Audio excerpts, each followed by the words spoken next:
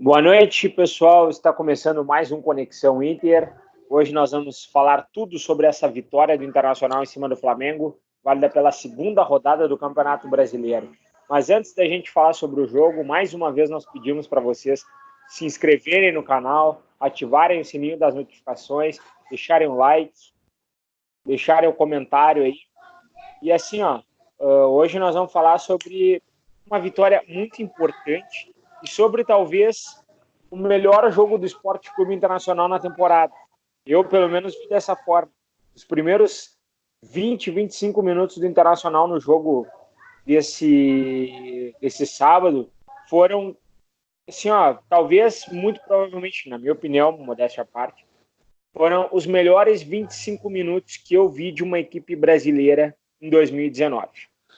Mas eu quero, antes de dar minha opinião, de já iniciar o debate, quero dar boa noite aos meus amigos aqui, Roberto Brickman. O que tu pode nos dizer inicialmente sobre essa vitória do Internacional contra o Flamengo ontem, Beto? Boa noite.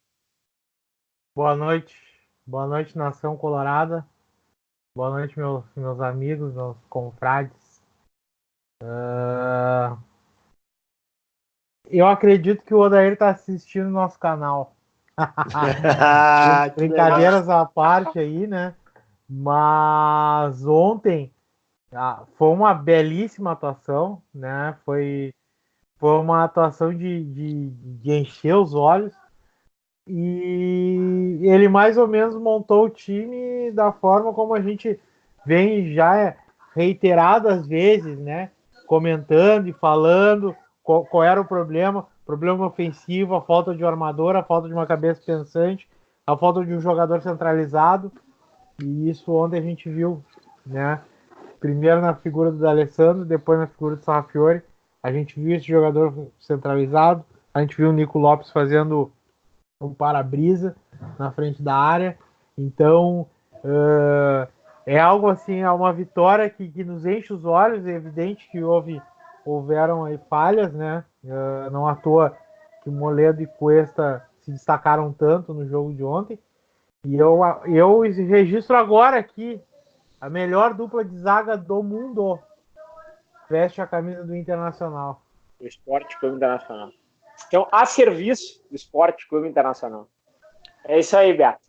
Vilmar, queria iniciar te dando boa noite, pedindo as tuas considerações iniciais aí sobre essa grande vitória do Sport Clube Internacional, que nos coloca ainda na segunda página da competição, mas já no bolo.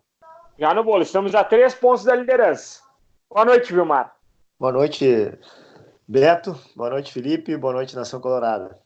Foi um jogaço, dá para dizer, dá para definir desta forma. Foi um jogaço. O Flamengo é uma equipe que tem muita qualidade, os jogadores que jogam de maneira vertical, e o Inter ontem soube se portar, tanto na defesa, quanto no meio, quanto no ataque.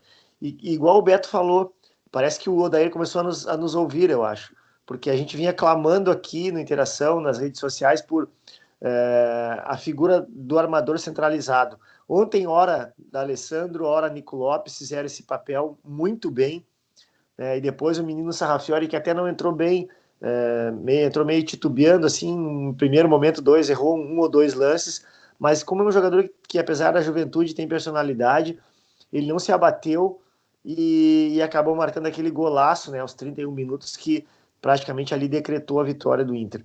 Gostei muito da atuação da nossa defesa e só tem um reparo a fazer. No lance do gol do Flamengo, o Rodrigo Moledo estava de frente pro Marcelo Lomba com a bola à altura da sua cabeça. Deveria ter recuado de cabeça. Aí ele deixou a bola picar e largou para fora, onde originou o lance da lateral, né? A lateral ele pegou e utilizou para o lado. Só um reparo a fazer. O Moledo, para mim, jogou demais ontem. Cuesta também. O Zeca conteve todas as ações ali pelaquele lado, teve trabalho, mas conteve. Tá crescendo também o Zeca. O Iago alternou bons e maus momentos. Achei que ele iniciou muito bem, depois ele caiu um pouco de rendimento, mas dá para se dizer que teve uma atuação boa. Edenilson jogou muito. O Patrick, que era a tua preocupação, Beto, foi bem também. Então o Inter como um todo foi bem. Vou me permitir discordar do amigo amavelmente e vou explicar por quê. Já vou abrir o debate dizendo o seguinte: o Internacional ontem foi muito bem, mudou a figura tática da equipe. O técnico Odair Hellmann ontem abriu mão do 4-1-4-1, fracassado, diga-se de passagem. Esquema que não ganhou nada, então é fracassado. Ele voltou para o 4-2-3-1, esquema que o Internacional joga desde a Libertadores da América de 2010.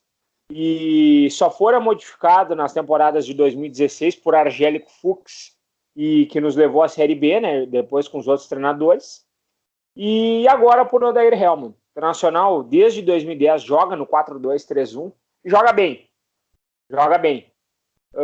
Ontem, mais uma vez, provou que nós estamos certos.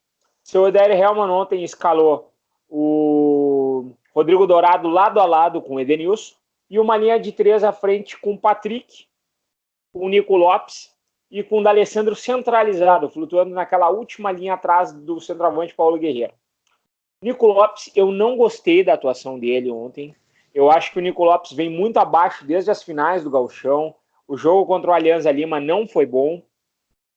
E ontem ficou evidente, mais uma vez, apesar da bola no poste que ele meteu, ia ser um golaço, muito provavelmente o gol mais bonito do campeonato até aqui, mas a bola não entrou. O Patrick, eu vou divergir do amigo. O Patrick ontem esteve bem porque ele ficou apenas restrito àquele corredor esquerdo ao qual ele foi deslocado a jogar.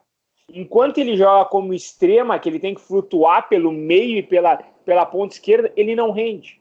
E o Patrick ontem, por que eu digo que ele não foi bem? Porque o William Arão conseguiu investir no primeiro tempo. Depois que o Internacional fez o gol e se retraiu, o William Arão cresceu de produção. E quem é que teria que marcar o seu William Arão? O Patrick. E o Patrick não conseguiu. E o Patrick já não era para ter voltado do segundo tempo, estava morto fisicamente. Estava assim, ó, sem nenhuma condição mais assim, ó, de andar em campo. Ele caminhava, ele se arrastava a língua no chão ontem. Então, assim, ó, a atuação do Patrick ontem, para mim, foi mais uma vez justificada porque o Internacional está atrás de Charles Arangues. Tá? Dito isso, o D'Alessandro começou muito bem, teve 45 minutos primorosos, mostrando por que ele é craque, por que ele ainda tem muito a oferecer ao Internacional. No segundo tempo ele jogou mal até ser substituído, por quê? Porque o seu Odair Hellmann cometeu a falha de voltar do intervalo com 4-1-4-1. O que aconteceu? Ele deslocou o D'Alessandro para a esquerda para cobrir o Patrick, que já não tinha mais aquela movimentação e o físico para fazer o vai e vem. E aí tu vai pedir para um jogador que já tinha jogado numa intensidade alta no primeiro tempo, para ele fazer esse serrote na lateral esquerda ali, aliás, melhor, desculpem, naquele setor esquerdo ali, junto com o Iago e com o Patrick, porque o Patrick já não corria. O que ele fez? Para preservar o Patrick, ele expôs o D'Alessandro. Aí o que aconteceu? Ele tirou o D'Alessandro e colocou o Sarrafiori centralizado. Tirou o Patrick e colocou o Parede. Parede que ontem deu intensidade à equipe do Internacional, que deu movimentação e deu vigor físico àquele setor esquerdo ali. Tanto que depois que ele ingressou, as subidas de William Arão se restringiram. Ele ficou restrito à marcação e não subiu mais. Então, assim, ó, o Internacional muito se fez valer da vitória pessoal, também no score no placar, quando colocou 2 jogadores descansados e voltou do 4-1-4-1 fracassado que ele colocou de novo no vestiário para retornar ao segundo tempo, quando ele retomou o esquema do 4-2-3-1. Desculpem eu me estender aí. Vilmar, eu sei que tu quer falar aí. Não, só finalzinho, só para complementar. Esse 4-2-3-1 que virava 4-5-1, né, Boss? Quando o Inter defendia. Aí ficava aquela linha de 5 ali, né? E 4-2-3-1 para o ataque. Isso ficou bem nítido, assim, no campo de jogo a gente enxergar. Mas tu tem razão, a tua visão está correta. Eu disse que o Patrick foi bem em relação ao que o Beto, a expectativa do Beto, principalmente naquele corredor ali, porque o Patrick é aquilo ali, ele não sai daquele corredor, ele é um jogador que ele se limita àquela faixa de campo e não aventura. Quando entrou o menino, apesar de já ter entrado no final, ele dá outra cara para o meio de campo. É o que vai acontecer quando o Charles Arangues descer aqui em Porto Alegre. Vai dar outra cara para o meio de campo do Internacional. Escutem o que eu estou dizendo. Vai dar outra cara. Vai ter a mesma intensidade que tem o Edenilson pro lado esquerdo. Tu sabe o que vai acontecer com o Charles Arangues? Ele vai consagrar o seu Odair Hellmann. Ele vai tornar o Odair Hellmann um grande treinador, o que ele não é. É isso que vai acontecer. É incrível. Ontem, essa tua leitura do D'Alessandro foi correta. No segundo tempo, ele trouxe o D'Alessandro para o lado para matar o cara. E uma coisa que eu vou dizer aqui agora para vocês, rapidamente. Esse pessoal da imprensa precisa parar com essa história de que o D'Alessandro não tem condição de jogar 90 minutos. Eu acho que está havendo um desrespeito com o departamento de fisiologia do Inter e com o atleta. Porque os caras estudam jornalismo, é para opinar de jornalismo. Pode opinar do futebol, pode opinar de visão de jogo, de tudo. Mas não pode opinar da questão física. Os caras não têm autoridade suficiente para isso. E a torcida do Internacional precisa parar de comprar essa ideia. Tem uma situação, meu mano. Tem uma situação. Eu gostaria de fazer uma pergunta a todos os jornalistas esportivos do Rio Grande do Sul. Beto, eu já vou te passar a palavra, me perdoa. Mas a pergunta que eu faço é a seguinte: vocês são formados em fisiologia? Vocês já viram os exames fisiológicos de D'Alessandro para sentenciar que ele não tem físico para correr 90 minutos? É claro que ele não vai ter físico para fazer o vai e vem marcando lateral, até porque ele nunca fez isso na vida. Exatamente. E obriga ele a fazer isso é o Odair que quer queimar o D'Alessandro. E ontem, mais uma vez, o Odair quis queimar o D'Alessandro, tirando ele da melhor atuação dele na temporada, puxando ele para o lado para quê? Para resguardar e proteger o Patrick. Mas eu continuo insistindo, vocês da mídia pampiana, da Rádio Gaúcha, Rádio Grenal, Guaíba, Bandeirantes e todas as outras emissoras que não foram citadas aqui, vocês são formados em educação física, em medicina, vocês têm a cadeira de fisiologia humana e do exercício para falar sobre a condição física do D'Alessandro. Vocês não têm. Então, sabe o que vocês têm que fazer? Calar a boca. Vocês têm que ficar. Exatamente.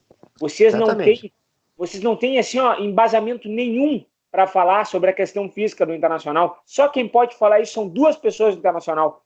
O nosso fisiologista, que é o professor Luiz Crescente, e o professor Hélio Carraveta, nosso chefe da preparação física. E, claro, o Cristiano, que é o nosso preparador físico. São essas as três pessoas que podem falar, mas ninguém pode. Então, assim, calem-se. Vilmar, eu já te dou a palavra. Eu quero só... Não, fala, Vilmar. Só bem rapidinho. Eu queria fazer uma pergunta para os amigos aqui. Alguém, algum dia da imprensa, entrevistou um profissional da preparação física do Inter para saber sobre o D'Alessandro antes de disseminar toda essa pataquada aí que a gente vê todo dia? Vilmar, eu estou esperando eles entrevistarem o pai do Renato. Até hoje eles não entrevistaram.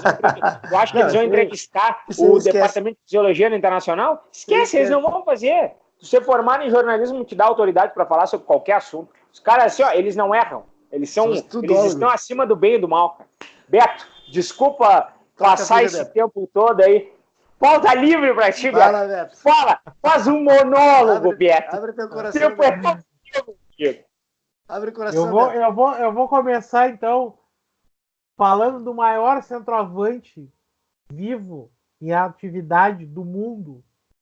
Paulo Guerreiro é matador. Eu estava olhando hoje, ele tem um gol a cada 113 minutos. É quase um gol por jogo. Praticamente um gol por jogo.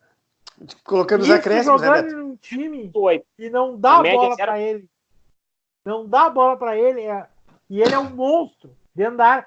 Bota a bola no Guerreiro. O que ele faz com a bola, ninguém no Brasil faz. Tu dá um tijolo na cabeça dele, ele põe no chão. Tu dá na área, ele põe no gol. Ele é um monstro. Joga muito. Outra coisa que eu quero destacar, às vezes, quando um jogador tem uma atuação tão exuberante como teve o Moledo, o companheiro dele acaba passando meio apagado. Mas eu quero fazer um destaque aqui pro Vitor Cuesta. Jogou muito. No final do jogo, tava 2-1. No final do jogo, ele dá um carrinho no Lincoln.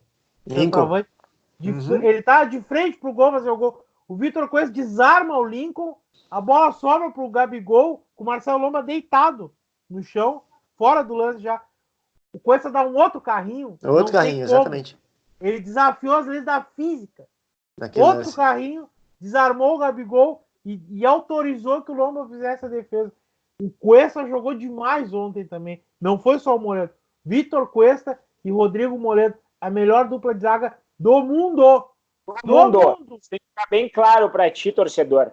Não, assim, ó, não desdenha do teu time. Tu tens a melhor dupla de zaga do futebol mundial. Ninguém. Os caras vêm com aquela bosta lá do Liverpool. Levou 3 ontem.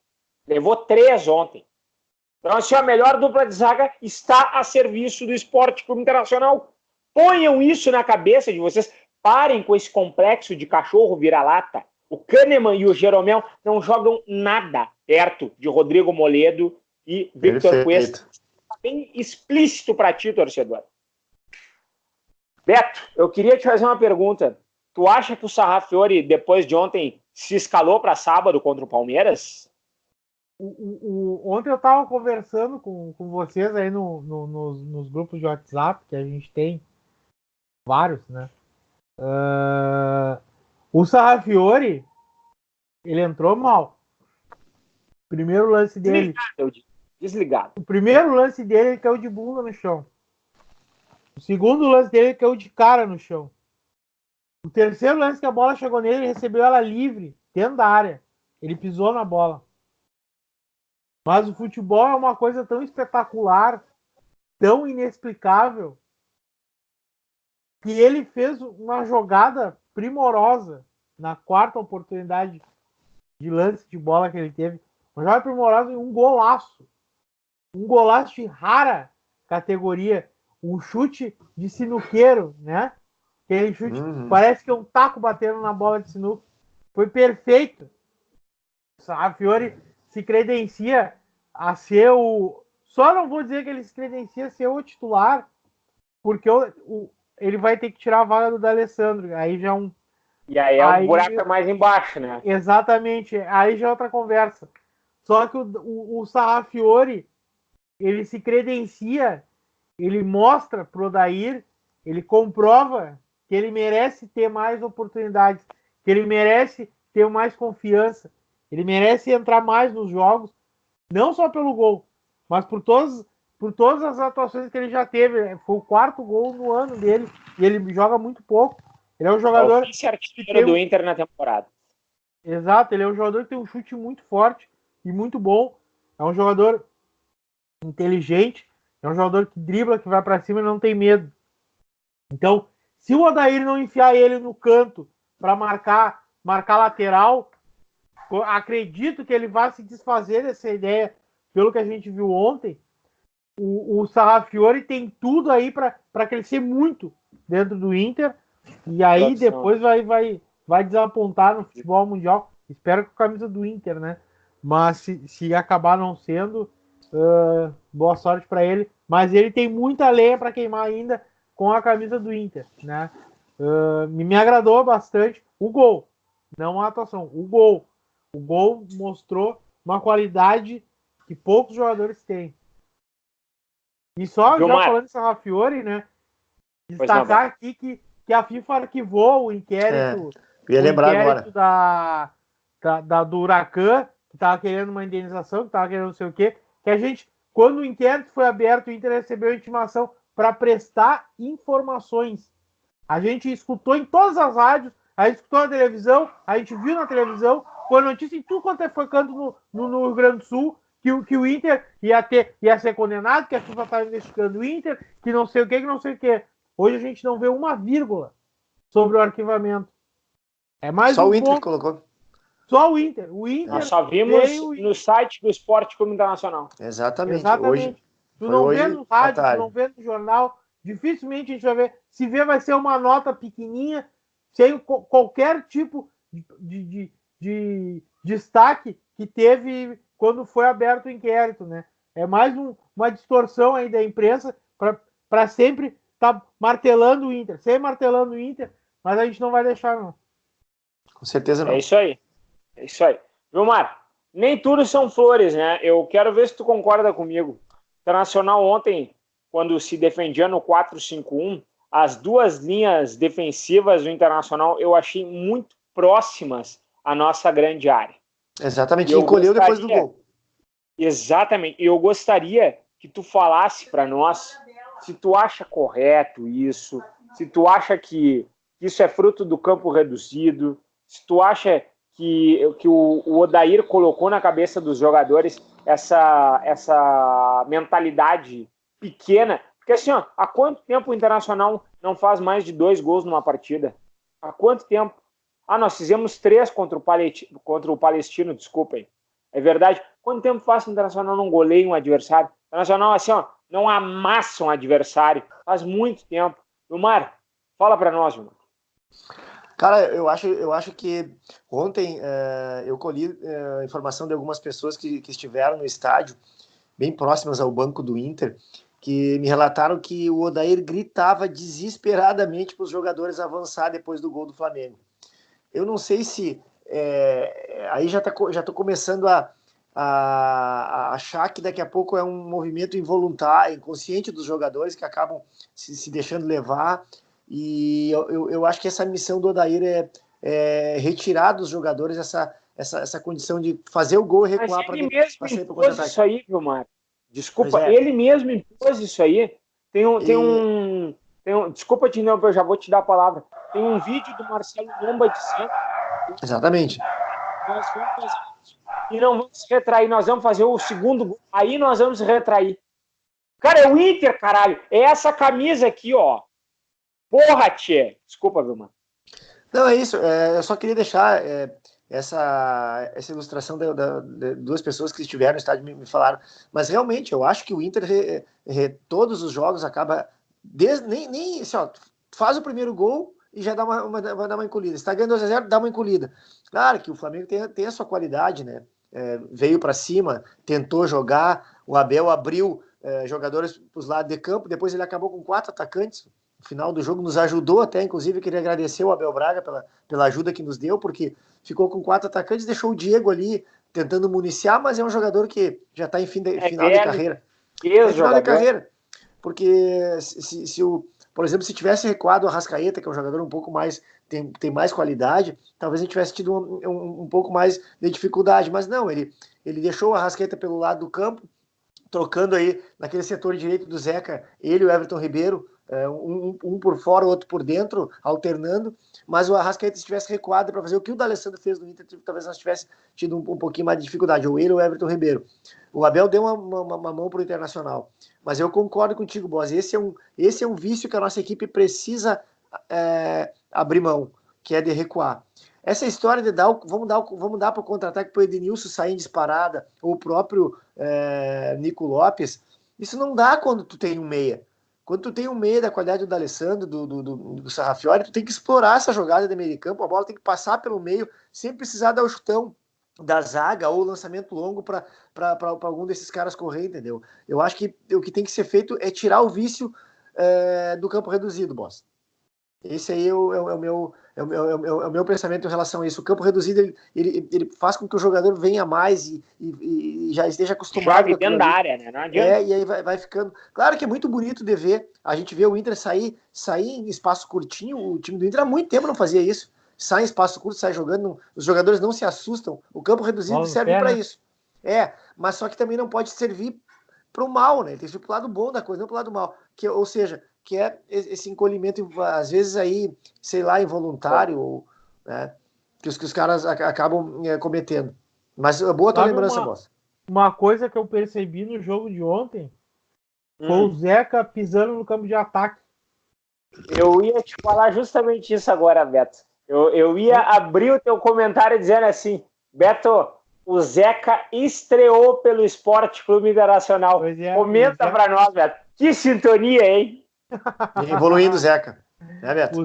O Zeca, a meu ver, aí, desde dos Grenais da final do Gauchão, ele veio evoluindo defensivamente. Ele veio, vamos dizer assim, adquirindo confiança no que ele está fazendo. E ontem já foi possível perceber ele dando os seus passinhos no campo de ataque, né? Por 2 ou 3 oportunidades, inclusive, tentou cruzar. Foram cruzamentos nível Iago, assim, cruzamentos horrorosos. Né? Mas foi, né? Nível Iago foi ótimo. Mas era, vamos dizer assim, o Iago era um jogador que a gente não via no campo de ataque, né? E ontem a gente foram poucas oportunidades, poucos momentos bem pontuais, mas ele apareceu no campo de ataque, apareceu bem, né?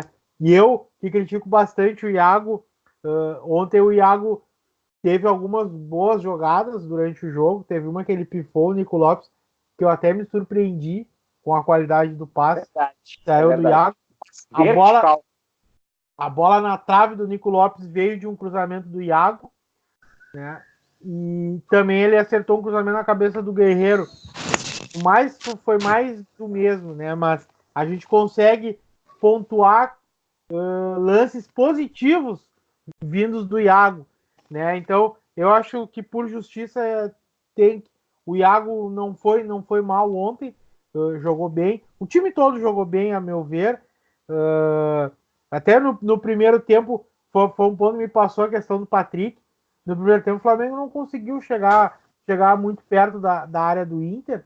O Inter controlou o jogo e eu acredito que muito em razão do Patrick. Ele pode não ter conseguido fechar o corredor para o William Arão, mas eu acredito que ele foi uma peça importante nesse domínio que o Inter teve no primeiro tempo.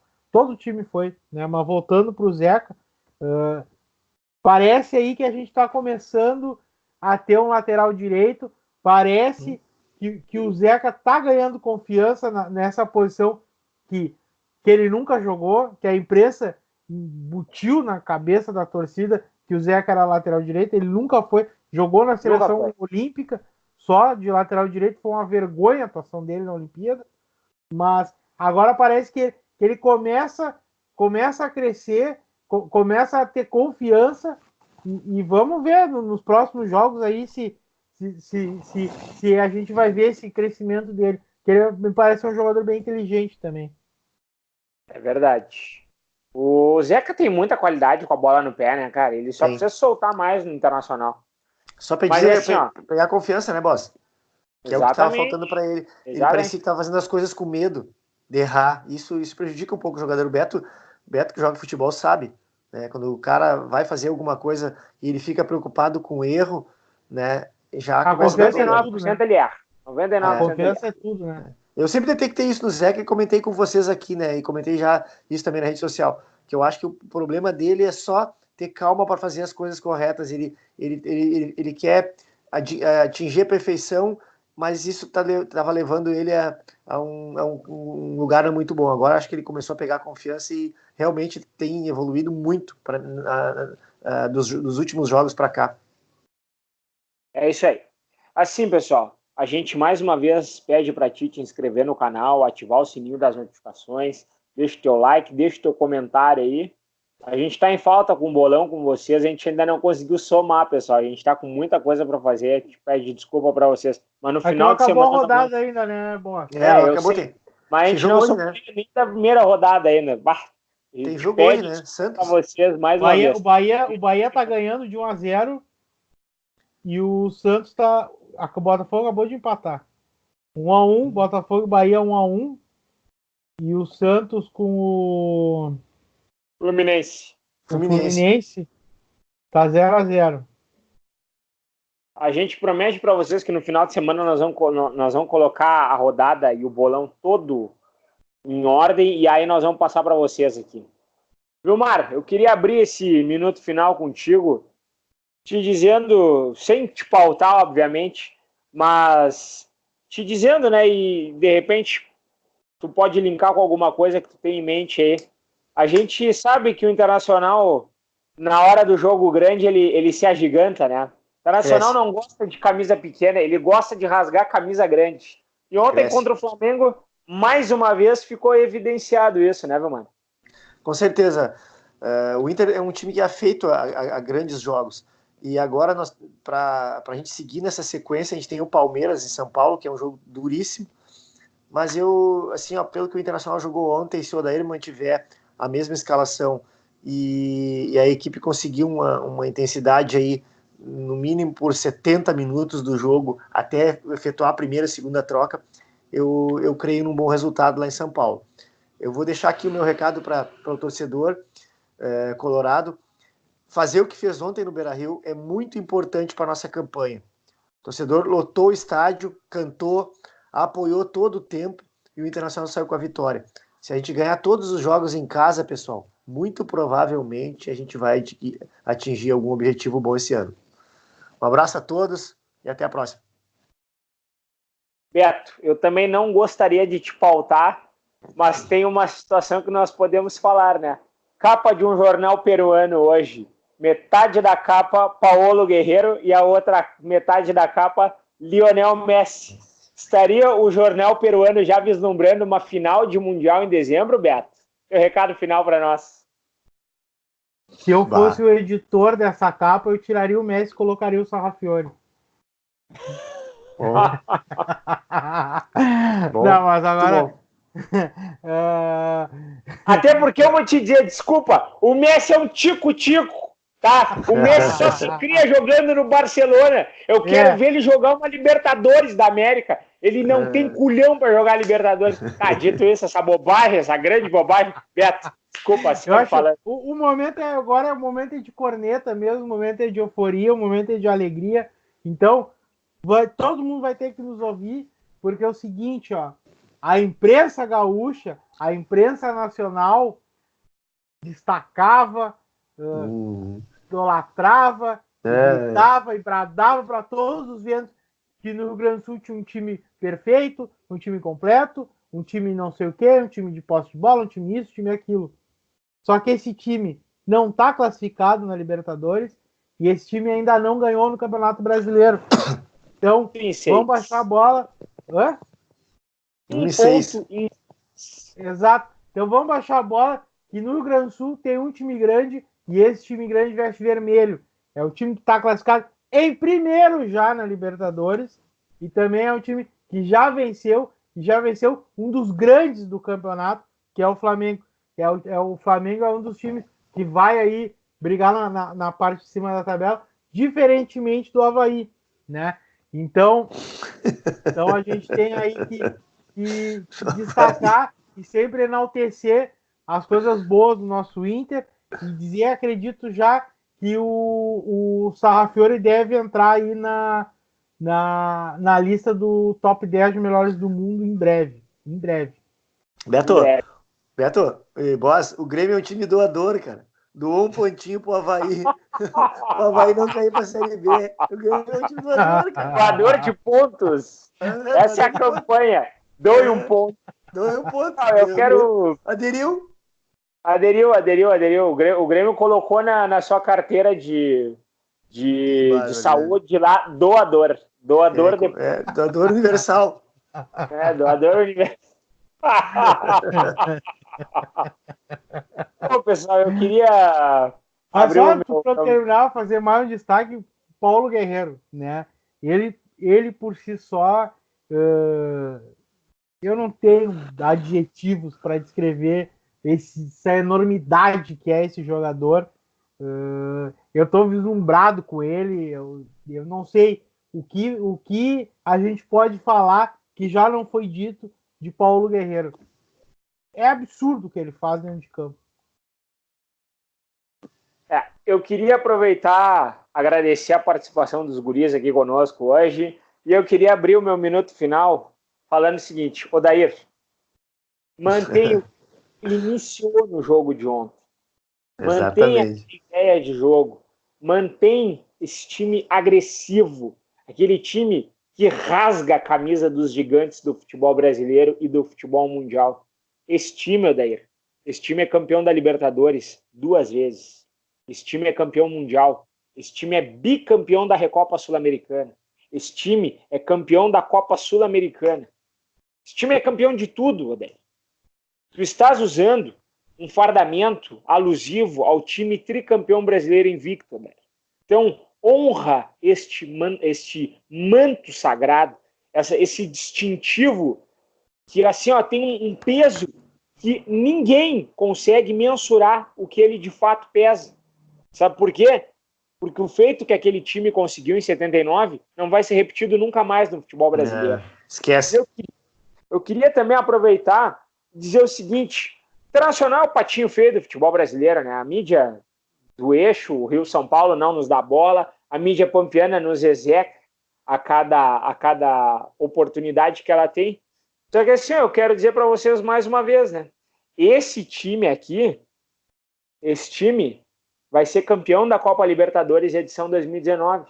Esse time, nós brincávamos em 2006 também, gente. Nós brincávamos, nós dizíamos assim, né, no final do ano nós vamos pegar o Barcelona. Tinha um narrador da casa aí, da Rádio Gaúcha, que dizia, vai cortar os cabelos do Puyol, vai pegar o Ronaldinho, vai andar de trem-bala. Então eu vou dizer para ti de novo, torcedor, nós vamos chegar lá.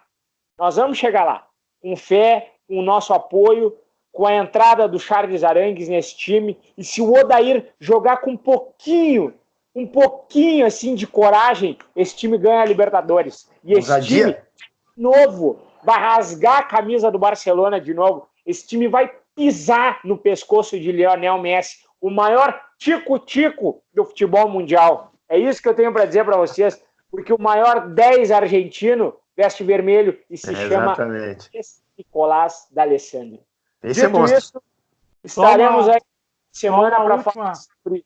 Fala, Beto. Uma última palavra. Para quem não sabe, aí, para quem não viu, a primeira vítima colorada na Copa do Brasil se chama Paysandu. Muito bem lembrado. Paysandu. Primeiro jogo no Beira-Rio, dia 15 de maio, daqui a 2 quartas-feiras, e a volta lá em Belém, lá onde, como diria o nosso ex-jogador aquele, né? Lá na terra onde Jesus nasceu. Então, esse Internacional tem os confrontos dia 15 de maio no Beira-Rio, uma quarta-feira, e o jogo da volta 22 de maio contra o Paysandu lá em Belém, a terra onde Jesus nasceu. Dito isso, só tenho a dizer que já estamos nas quartas de final, né? Ninguém aqui vai imaginar que o Internacional vai cair diante de um time que está na Série C do Campeonato Brasileiro. Não, jamais. É porque é o seguinte, se o Inter cair pro Paysandu, tem que cair todo mundo, ó. Tem que fechar as portas. É isso que eu tenho que dizer para vocês. Não, mas eu não cogito isso. Eu já falo, eu já nomeei o Paysandu como a primeira vítima do Inter na Copa do Brasil desse ano. Então o Paysandu já está eliminado. É isso. Vamos lá, gurizada. É um decreto. Contigo, Beto. Vamos lá, gurizada. Uma boa noite a todos. É o Inter. Siga-nos os bons. Cumprimento de Guerreiro, ó. Cumprimento de Guerreiro.